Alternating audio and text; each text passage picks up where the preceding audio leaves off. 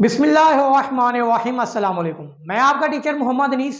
बच्चों, हम लोगों ने 9th क्लास की इस्लामियत लाजमी शुरू की हुई है और 9th क्लास की इस्लामियत लाजमी में हम लोग मौज़ुआती मुतालिया जात का जो पहला चैप्टर है कुरान मजीद वो शुरू किया हुआ है। आज हम लोग उसका जो दूसरा टॉपिक है हिफाजत कुरान वो पढ़ेंगे। तो आइए शुरू करते हैं। देखें बच्चों, आपको मालूम है कि कुरान पाक अल्लाह ताला की आखिरी किताब है। अल्लाह ताला ने ये किताब खुद उतारी है और इस किताब का खुद हिफाजत का जिम्मा भी लिया है। कुरान पाक से पहले बहुत सी किताबें आ चुकी थी, तौरात, ज़बूर, इंजील, ये तो वो किताबें हैं जिनका कुरान पाक में जिक्र है कि अल्लाह ताला ने इन किताबों को उतारा था। लेकिन अफसोस के साथ कि ये जो किताबें हैं आज दुनिया में इन किताबों की जो असलियत है वो बाकी नहीं रही। इन किताबों में बहुत सी रद्दोबदल हो चुकी है। ज़माना गुजरता गया और गुजरने के साथ साथ ये किताबें जो हैं अपनी असलियत को खो चुकी हैं। इनकी जो असल तालीमात हैं वो ख़त्म हो चुकी हैं। अब अल्लाह ताला ने नबी करीम सल्लल्लाहु अलैहि वसल्लम को जब इस दुनिया में भेजा तो इस दुनिया में भेजने के बाद अल्लाह ताला ने क्या किया कि नबी करीम सल्लल्लाहु अलैहि वसल्लम पर कुरान मजीद उतारा।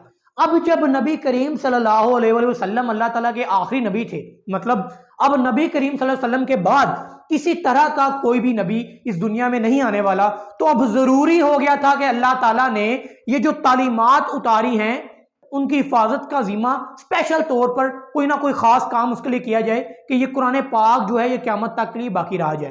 तो अल्लाह ताला ने पहले तो खुद कुरान पाक में इरशाद फरमाया है, बिस्मिल्लाहिर्रहमानिर्रहीम, इन्ना नहनु नज़्ज़लना ज़िक्रा व इन्ना लहू लहाफ़िज़ून।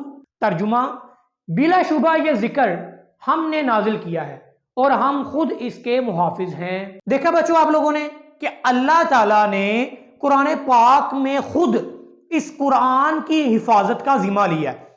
और जब अल्लाह ताला की जात ने इस कुरान की हिफाजत का जिम्मा लिया हो तो आप फिर सोच सकते हैं कि वो कुरान कभी इस दुनिया से उसके अंदर किसी किस्म की कोई भी रद्दोबदल हो सकती है जो उसकी जबर जेर पेश में भी फर्क पड़ सकता है। इसका सबूत यह है कि आज 1400 साल गुजरने के बावजूद भी जो कुरान है वो अपनी असल हालत में मौजूद है। 1400 साल पहले वाला नुस्खा उठा के देख लें और आज का जो नुस्खा है वो उठा के देख लें, आपको कुरान के अंदर कोई जबर, कोई जेर, कोई पेश, ना ही किसी किस्म की कोई तालीमात में आपको फर्क नजर आएगा। तो अल्लाह ताला ने कुरान पाक की हिफाजत का जिम्मा खुद लिया था। लेकिन अब हमने ये देखना है कि क्या नबी करीम सल्लल्लाहु अलैहि वसल्लम के ज़माने में कुरान पाक की हिफाजत किस तरह की गई कि आज 1400 साल गुजरने के बाद भी कुरान मजीद हमारे पास वैसे के वैसे मौजूद है। तो सबसे पहली चीज़ जो नबी करीम सल्लल्लाहु अलैहि वसल्लम के ज़माने में जो काम किया गया था वो ये था कि लोग कुरान को ज़ुबानी याद करते थे। लेकिन ज़रूरी नहीं था कि सब के सब लोग कुरान को ज़ुबानी याद करते थे। बाकायदा वही के कातिब होते थे। वो कातिब कहते हैं ऐसे शख्स जो कुरान को लिखा करते थे।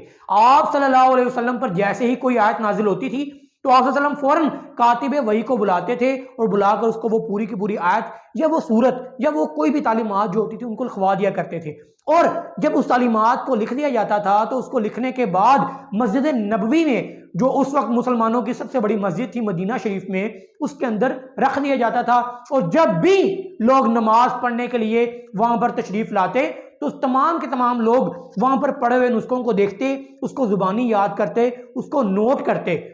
ये जो नुस्खे थे ये सिर्फ मुसलमान मर्द नोट नहीं करते थे, औरतें भी नोट करती थी। नोट करने के साथ साथ वो इसको जुबानी याद भी करते थे, उसके साथ साथ वो इसकी तालीमात पर अमल पैरा होने की भी कोशिश करते थे। तो ऐसा हुआ कि नबी करीम सल्लल्लाहु अलैहि वसल्लम के दौर में कुरान पाक लिखा भी जाता रहा और जुबानी याद भी किया जाता रहा। तो क्या हुआ कि इसकी बदौलत आज कुरान पाक हमारे पास मौजूद है। अब जब नबी करीम सल्लल्लाहु अलैहि वसल्लम इस दुनिया से रहलत फरमा गए तो आपके जो पहले खलीफा थे हजरत अबू बकर सिद्दीक रज़ी अल्लाह अन्हु, उन्होंने कुरान के तमाम जो नुस्खे थे उनको इकट्ठा किया और उन कुरान को एक किताब की सूरत में इकट्ठा कर दिया। एक किताब, क्योंकि पहले जो नुस्खे थे वो कभी पत्थर पर लिखे जाते थे, कभी खजूर की शाख पर लिखे जाते थे, कभी वो ऊंट की एक हड्डी होती उसके ऊपर लिख दिया जाता था। लेकिन बाद में पहली दफा जो कुरान को किताबी सूरत में तश्कील दिया गया वो हज़रत अबू बकर सिद्दीक के जमाने में किया गया। अब आपके जमाने में कुरान जो था वो आपके पास मौजूद रहा, लेकिन बाद में हजरत उस्मान रज़ी अल्लाह अन्हु के ज़माने में थोड़े से इख्तिलाफात पेश आए तो उस्मान गनी ने क्या किया कि कुरान की बेशुमार नकलें तैयार करवा कर उसको दुनिया में जहाँ जहाँ भी मुसलमान थे اور جہاں جہاں پر مسلمانوں کی حکومتیں تھیں وہاں پر ان کو بھجوا دیا اور کہا گیا کہ آئندہ کے بعد قرآن کو اسی طرز میں اسی صورت میں باقی رکھا جائے گا اور اس کی آگے بھی نقلیں تیار کرنا شروع کی جائیں۔ تو بچوں آپ نے دیکھا کہ قرآن پاک کو نبی کریم صلی اللہ علیہ وسلم کے زمانے میں کس طرح سے محفوظ کیا گیا، ایک تو زبانی یاد کر کے، دوسرا لکھ کر، اور پھر بعد میں کتابی شکل، اور پھر اس کی آگے نقلیں ہوتی گئیں، اور آج قرآن پاک اس کی روزانہ بے شمار نقلیں ہو رہی ہیں، اس کی کاپیز تیار کی جا رہی ہیں اور اس کو آگے دنیا میں پھیلایا جا رہا ہے۔ تو بچوں امید ہے کہ آپ لوگوں کو آج کے لیکچر کی بھی سمجھ لگی ہوگی۔ اگر آپ لوگوں کو آج کے لیکچر کی سمجھ لگی ہے تو میری آپ لوگوں سے گزارش ہے کہ آپ لوگ کمنٹ میں ضرور بتائیے گا، کسی قسم کا کوئی بھی مسئلہ پیش آئے، اگر میری زبان سے آپ لوگوں کو کوئی ایسا لفظ جو ہے نکل گیا جو آپ لوگوں کو سمجھ نہیں آیا یا آپ لوگوں کو مشکل لگا ہے، آپ کمنٹ میں اس کے متعلق سوال بھی کر سکتے ہیں، آپ لوگوں کو آپ کے سوالوں کے جواب جو ہیں وہ انشاءاللہ دیے جائیں گے۔ تو اپنے ٹیچر محمد انیس کو اجازت دیں، اپنا بہت سا خیال رکھیے گا، اللہ حافظ۔